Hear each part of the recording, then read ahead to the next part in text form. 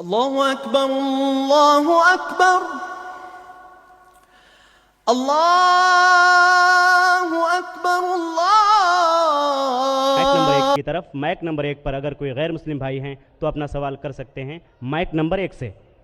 पहले मैं आपको प्रणाम करता हूं, मेरा प्रणाम को आप स्वीकार करें। किशनगंज की पावन धरती पे आप आए हैं, आपका अभिनंदन है, स्वागत है।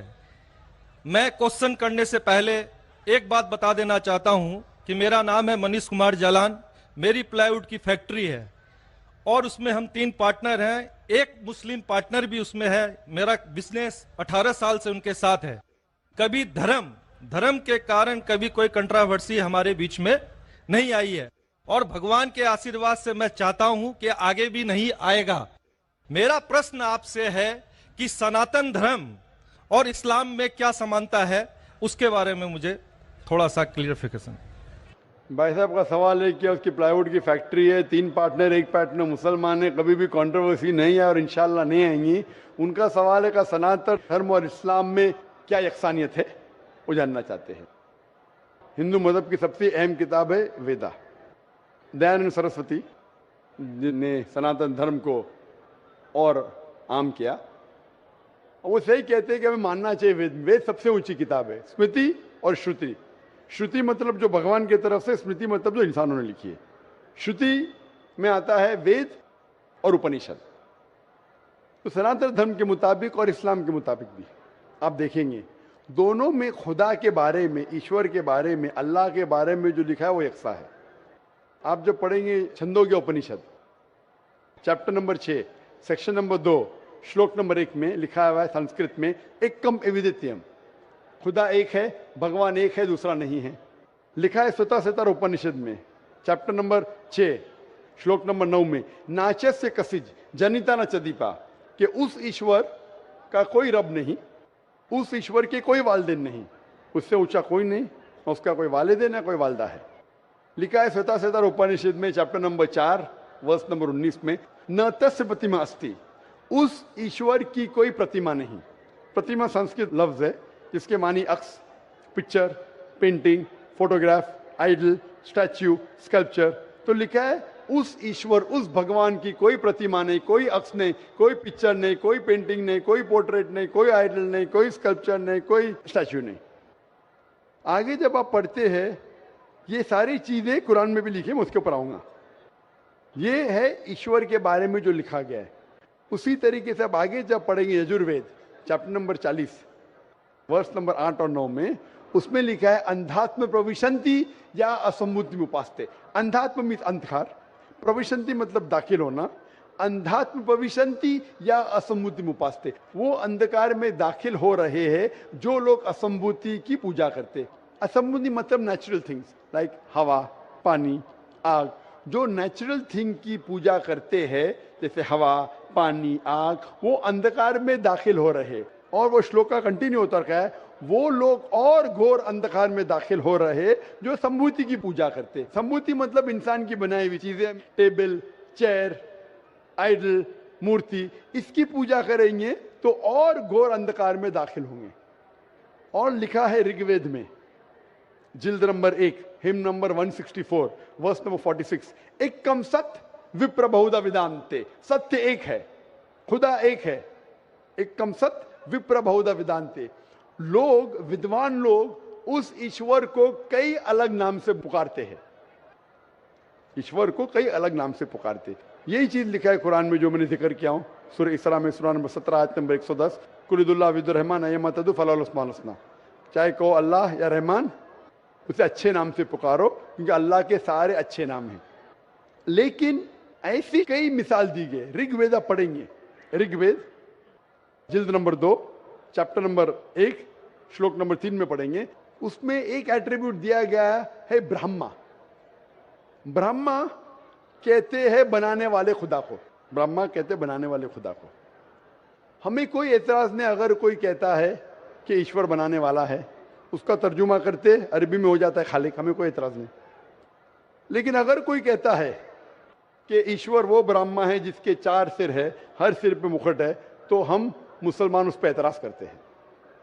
क्योंकि आप भगवान को अक्स दे रहे, और आप Yajurveda chapter number 32 shloka number 3 के खिलाफ जा रहे, ना तस्य प्रतिमा अस्ति, उस ईश्वर की कोई प्रतिमा नहीं, आपने प्रतिमा दिया तो गलत किया।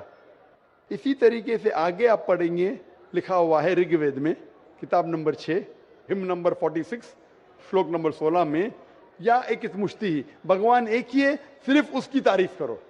और ब्रह्म सूत्र हिंदुइज्म का है, एक कम ब्राह्म द्योत्या नास्ते नैना नास्ति किंचन, भगवान एक ही है, दूसरा नहीं है, नहीं है, नहीं है, जरा भी नहीं है, सिर्फ एक खुदा है, उसके अलावा कोई नहीं है।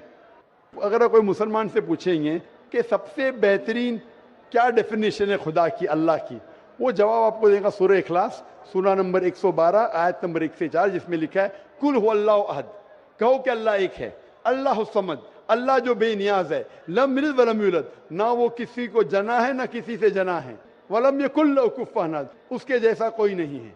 ये 4 लाइन का डेफिनेशन है कुरान मजीद में सूरह इखलास सूरा नंबर 112, जिसमें अल्लाह ताला फरमाते कुल हुवल्लाहु अहद, कहो कि अल्लाह एक है, अल्लाह समद, अल्लाह जो बेनियाज है, लम यलिद वलम यूलद, ना वो किसी को जनता है ना किसी से जना है, वलम यकुल लहू कुफुवन अहद, उसके जैसा कोई नहीं।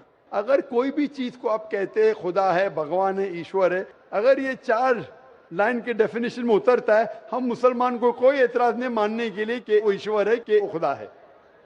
तो ये सनातन धर्म के खुदा एक है, उसका कोई अक्स नहीं, हूबहू मिलता है कुरान मजीद से। लेकिन मैं एक स्टेप आगे जाता हूं, यहां तक के तो सही है, दयानंद सरस्वती ने कहा ईश्वर के बारे में, मैंने मान लिया, मैंने थोड़ी और रिसर्च किया। मैंने कहता हूं मैं दयानंद सरस्वती और विद्वान हूं, और रिसर्च किया। रिसर्च में लिखा है वेद में, पुराना में, कि एक आखिरी अवतार आने वाले हैं। इसका जिक्र दयानंद सरस्वती ने नहीं किया, क्यों नहीं किया मैं जानता नहीं, लेकिन लिखा है भविष्य पुराना, मतलब जो भविष्य के बारे में आपको कह रही है। अगर आप पढ़ेंगे वेद और भविष्य पुराना और बाकी पुराना, कई जगह आखिरी पैगंबर मोहम्मद सल्लल्लाहु अलैहि वसल्लम का जिक्र है। मैं पूरा तफसीर से नहीं बोलूंगा, हवाले दूंगा तो आसान होगा।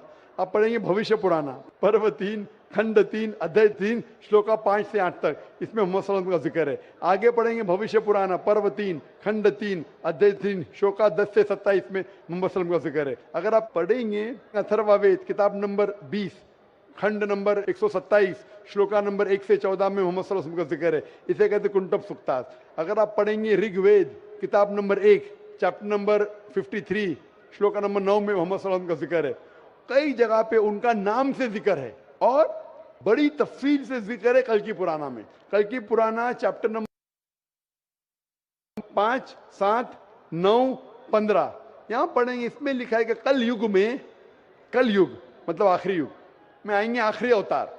अवतार जैसा मैंने कहा का मतलब नहीं कि भगवान नीचे आना, अवतार एक संस्कृत वर्ड है जिसका मानी अवत्र, अवत्र मतलब खुदा ने भेजा, खुद खुदा नहीं आ रहा है, it belongs to God, not God himself. इसीलिए इसका कॉन्सेप्ट है मैसेंजर, पैगंबर। तो कल युग में कल की अवतार आएगा, उसके बाप का नाम है विष्णु यास। विष्णु मतलब ईश्वर खुदा, यास मतलब खुदा का बंदा। अरबी में कहीं हो जाता अब्दुल्ला जो मोहम्मद सल्लल्लाहु अलैहि वसल्लम के वालिद का नाम था। उसकी माँ का नाम होगा सुमति, सुमति मतलब अमन शांति। अरबी में कहेंगे आमिना जो नाम था मोहम्मद सल्लल्लाहु अलैहि वसल्लम के वालदा का नाम। वो पैदा होंगे एक अमन के शहर में जो था मक्का। वो पैदा होंगे ऐसे खानदान में जो उस शहर का रखवाला था और मोहम्मद सल्लल्लाहु अलैहि वसल्लम कुरैश खानदान में पैदा हुए। पहली वही उन्हें आएंगे एक गार में, एक केव के अंदर। मोहम्मद सल्लल्लाहु अलैहि वसल्लम को सबसे पहली वही आए गारे हिरा में रात के वक्त, हम जानते हैं। फिर वो माइग्रेट करेंगे नॉर्थवर्ड और वापस आएंगे। मोहम्मद सल्लल्लाहु अलैहि वसल्लम ने हिजरत की, मदीना फिर वापस आया। उनके 4 करीब दोस्त होंगे, सबसे पहले 4 खुलफा राशिदीन। ऐसे कई तफसील है। तो खुदा के जिक्र के बाद जो वेद में यकसानियत है जो कुरान से मिलती है वो है मोहम्मद सल्लल्लाहु अलैहि वसल्लम का जिक्र। और भी यकसानियत है, ये तो सिर्फ खुदा के बारे में और मोहम्मद सल्लल्लाहु अलैहि वसल्लम के बारे में। और यकसानियत है शराब मत पियो, जैसा मैंने कहा कुरान में लिखे सूरह माइदा सूरह 5 आयत नंबर 90 शराब मत पियो। मनुस्मृति चैप्टर नंबर 9 श्लोक नंबर 225 में लिखा है। कुरान में लिखा है जुआ मत खेलो, सूरह माइदा सूरह 5 आयत नंबर 90। मनुस्मृति चैप्टर नंबर 9 श्लोक नंबर 225 में जुआ मत खेलो। हिजाब पहनना चाहिए। कुरान में लिखा है सूरह नूर सूरह नंबर 24 24 आयत नंबर 30 और 31, ऋग्वेद में लिखा है जिल्द नंबर 8 में। इस तरीके से कई अहसान है। सबसे अहम दो यकसानियत है पुनर्जन्म, वेद में कुरान में। सबसे अहम यकसानियत खुदा है कि उसका अक्स नहीं है और मोहम्मद सल्लल्लाहु अलैहि वसल्लम आखिरी पैगंबर है। आप मानते हैं भाई साहब के खुदा एक है? मुझे जानकारी नहीं है। आप मानते खुदा एक है कि नहीं मानते? मुझे जानकारी नहीं है, और अपने धर्म को जो जानता हूं उस हिसाब से हम तो सभी देवी देवताओं को मानते हैं और हमें मानना भी चाहिए, ये हम जानते हैं। आपके धर्म में सबसे ऊंची किताब कौन सी है? हम तो गीता को मानते हैं। गीता क्या है? वेद का निचोड़ है। सबसे ऊंची किताब हिंदू धर्म में है वेद। वेद जो है श्रुति, वेद, उपनिषद। फिर आएंगे आपके महाभारत। भगवत गीता 18 चैप्टर है महाभारत के, 18 चैप्टर। महाभारत का एक हिस्सा है, श्री कृष्ण अर्जुन को सलाह देते हैं क्या करना चाहिए, वो उसे कहते हैं भगवत गीता। आप समझे ना? कहते हैं ये निचोड़ है वेद का, लेकिन वेद तो पहले समझो आप, बराबर ना? तो वेद में जब लिखा है इतना खास तौर के भगवान एक है, तो आप क्यों इतने देवी देवता में मानते नहीं? ये तो आपको तहकीक करना पड़ेगा ना। तो मैं जो कह रहा हूं उसे लिखिए, या ऑलरेडी अवेलेबल है किताब में, किताब जाइए पढ़िए, वेद पढ़िए। ये जाकिर मुंबई से आया बेगम बाकी तो नहीं कर रहा है, हवाला दे रहा है इधर से उधर, मैं भी फेंक रहा है। नहीं हो सकता है ना फेंक रहा हूं। नहीं, आप जितनी बात को बोल रहे हैं पीस टीवी में भी देखता हूं। देखते माशाल्लाह। हाँ, तो अब आप वेद के बारे में बोले हैं और बताए हैं, आपका चैप्टर नंबर और पन्ना नंबर तो मेरे दिमाग में आया नहीं कि ठीक है बोल रहे हैं तो कुछ होगा उसमें, कुछ ना कुछ तो होगा, कुछ तो कुछ होगा, कुछ ना कुछ होके छोड़िए मत, तहकीक कीजिए। नहीं क्या अब गलत क्या करूंगा। सही? अब नहीं, करेंगे। अब करेंगे। कितने दिन में कंप्लीट करेंगे? एक हफ्ते में कर लूंगा, कोई बड़ी बात थोड़ी है। एक हफ्ते में मैं आपके पार्टनर से पूछूंगा। आपने बोला अब तक कंट्रोवर्सी नहीं हुई। मेरा पार्टनर कंट्रोवर्सी होना जरूरी नहीं है, आप उसको अच्छाई की तरफ लेके आओ, वो आपको अच्छाई की तरफ लेके आएगा। कंट्रोवर्सी नहीं करना। अगर आदमी बोला 2 जमा 2 5, अरे जान दे यार, मेरा पार्टनर मुझे ज्यादा पैसा दे रहा है, 5 रुपया दे रहा है, 2 जमा 2 5, गलत है ये। गलत है तो बोलना चाहिए। कंट्रोवर्सी नहीं होना अच्छी बात नहीं, कंट्रोवर्सी होके सच्ची राह पे लेके आना अच्छी बात है। आप समझ रहे नहीं? तो आपके पार्टनर से कहो, इतने 18 साल से आपके पार्टनरशिप किए, अभी आप एक हफ्ते में तहकीक करेंगे जाकिर क्या बोलता है, और पार्टनर से डिस्कस करो, बराबर ना? आप ठीक बोल रहे हैं। मेरे पार्टनर का नाम भी मैं बताना चाहूंगा। सैयद मजरुल हसन साहब नाम है उनका। सैयद मजरुल हसन साहब तो लाखों लोग सुन लिए ना। हाँ, तो सैयद मजरुल हसन साहब को और हमारे से 15 साल बड़े भी हैं, मेरे से 15 साल बड़े भी हैं। हाँ। हमारी डिस्कस होती है, सब चैप्टर पर डिस्कस होती है। परंतु मैंने क्या कहा कि हमारे बीच में किसी तरह का कोई भी कंट्रोवर्सी नहीं होता है। और आपने वेद के बारे में बताया, जरूर मैं वेद को भी पढ़ूंगा। कंट्रोवर्सी नहीं है, कंट्रोवर्सी नहीं, यकसानियत है। आज कुछ आपसे लेके जा रहा हूं, मैं देखे नहीं जा रहा हूं, मैं आपसे लेके जा रहा हूं। मेरे मन में जिज्ञासा थी, मैं आपसे क्वेश्चन किया, आपने मेरे क्वेश्चन का जवाब दिया, इसके लिए मैं धन्य हूं। और मैं अपने जो आप वेद के बारे में बोले, मैं जरूर उसको पढ़ूंगा और 7 दिन में ही पढ़ूंगा इंशाअल्लाह। आप पढ़िए, तहकीक कीजिए, लेके जा रहे। अगर आप कबूल करेंगे तो मुझे देके भी जाएंगे सवाब इंशाअल्लाह। मेरा प्रणाम को फिर स्वीकार करें आप। इसी के साथ